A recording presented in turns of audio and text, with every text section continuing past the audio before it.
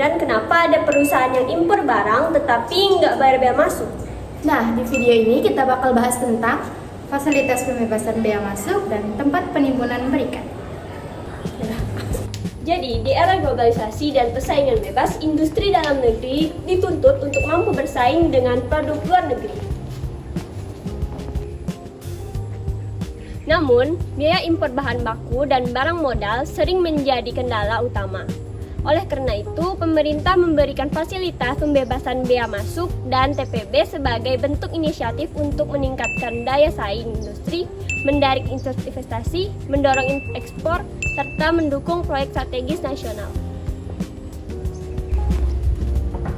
Sesuai Undang-Undang Nomor 17 Tahun 2006, bea masuk adalah pungutan negara atas barang impor yang masuk ke Indonesia. Fungsinya sebagai sumber penerimaan negara, pelindung industri dalam negeri, dan pengendali lalu lintas barang. Fasilitas pembebasan ini mencakup impor barang modal dan bahan baku untuk produksi ekspor, barang impor proyek pemerintah dan strategis nasional, keperluan sosial, keagamaan dan bantuan bencana alam, perjanjian internasional seperti AFTA, dan fasilitas di kawasan berikat dan TPB. Tempat penimbunan berikat atau TPB adalah bangunan, tempat atau kawasan dengan batas tertentu yang digunakan untuk menimbun atau mengelola barang dengan mendapatkan fasilitas kepabeanan. Jenis-jenis TPB antara lain kawasan berikat, gedung berikat, toko bebas bea, pusat logistik berikat, tempat lelang berikat, kawasan daur ulang berikat. Fasilitas yang diberikan di TPB meliputi penangguhan bea masuk, pembebasan bea masuk untuk barang ekspor, tidak dipungut PPN dan PPNB, serta fleksibilitas logistik bagi perusahaan.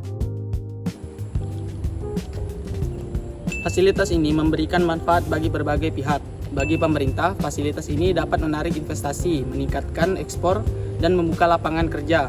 Bagi pelaku usaha, fasilitas ini membantu menekankan biaya produksi, memperlancar arus logistik, dan memberikan kepastian usaha. Sedangkan bagi masyarakat, manfaatnya berupa peningkatan lapangan kerja dan tersedianya produksi dengan harga yang lebih terjangkau.